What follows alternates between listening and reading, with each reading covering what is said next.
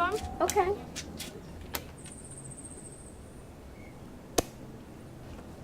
Me win again! Box cover. Next time we're playing on teams, and this time I want Abra on my team. Hello, little miss.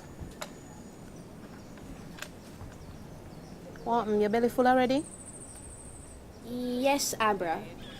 So how you look like you want something more? Oh, okay, I see. Your hunger lies elsewhere.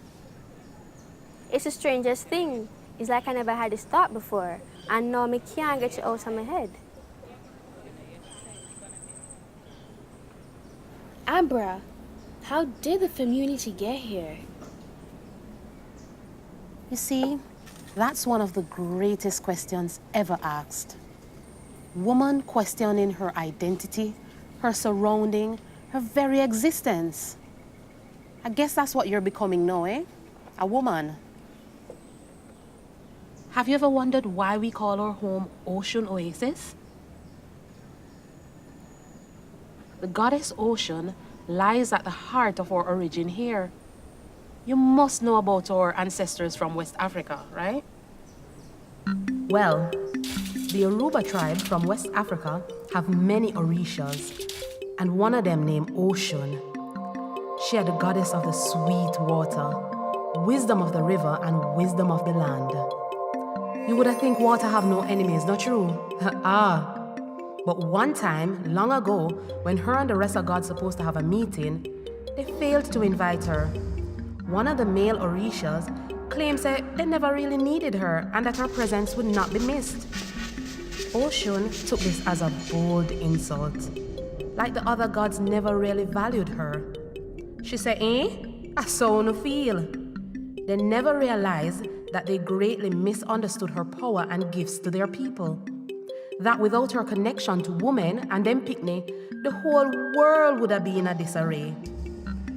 Chaos began to creep in and the earth began to decay. Before the gods found enough offerings to gain her forgiveness, Ocean was busy venting, unleashing all her vital energies in one site on earth. None other than this oasis we call home.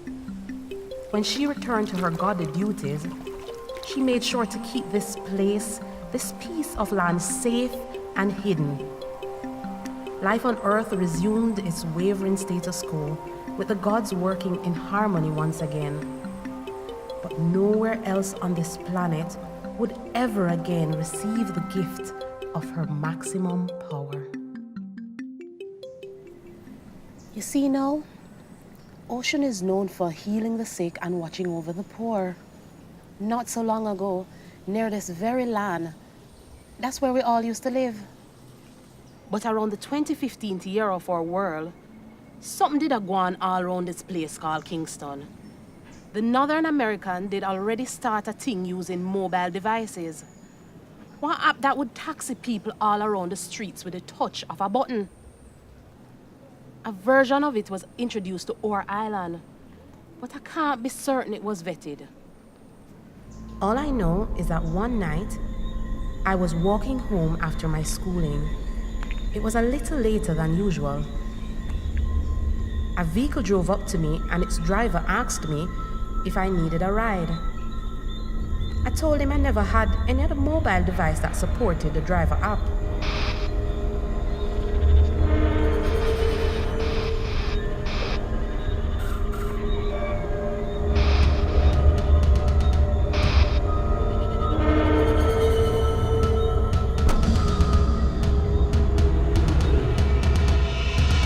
Thing I can remember is a car stopping abruptly and him taking me from the trunk of the vehicle. For the whole night, I was left alone without food or water. My hunger and fear became unbearable. I started to bawl till I couldn't bawl no more, and eventually it began to rain like crazy. I remember it being all I could hear. The next thing I know, coming like, I really can't tell you for sure to this day, but through years of quiet, intimate listening to the space around me alone on the grass. I can remember what it felt like.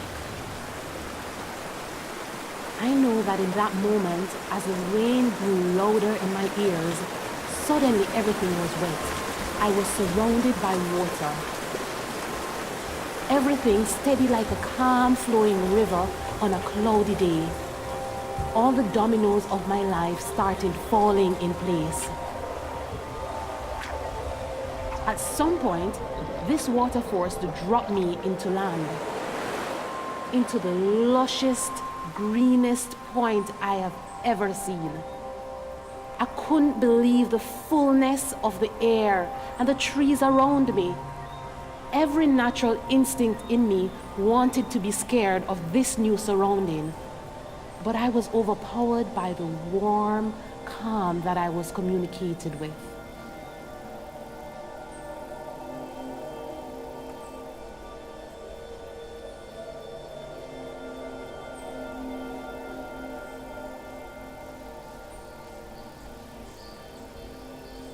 Ocean's oasis not so big,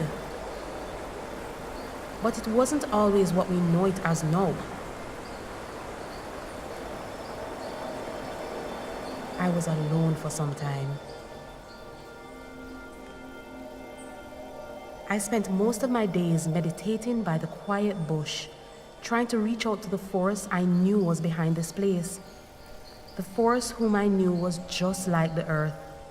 She has all the answers for you. You just have to take time and listen. The stronger my connection to her, the more fertile the land became, and the more I found it, I could navigate it, so the more food I could gather. Rio Diosa made sure I was never thirsty. But Abra, didn't you ever get lonely, you one in this unknown place? No human is free from craving company. So yes, Sela, I was lonely. But if there's anything that this new life has taught me, is a proficiency of self-love. And that's something that I try to share with all of you women. By the time Olive reached many moons later, I had a good grasp of this place. I showed her how to listen and told her all I knew. She loved to write every little thing down. Our peaceful, self-sustaining system only strengthened as each woman appeared in the oasis. We all called to Ocean on the night of our abduction, whether we want to believe it or not. We all called through the heavy rain, and through that, Ocean come to set us free. Our connection to her allows us to live in unity. But of course, we are all different, as you know. Some will love to crop them. Some love make clothes. Some love paint. Some love cook. Some love the makeup and jewelry making. And most will love to dance.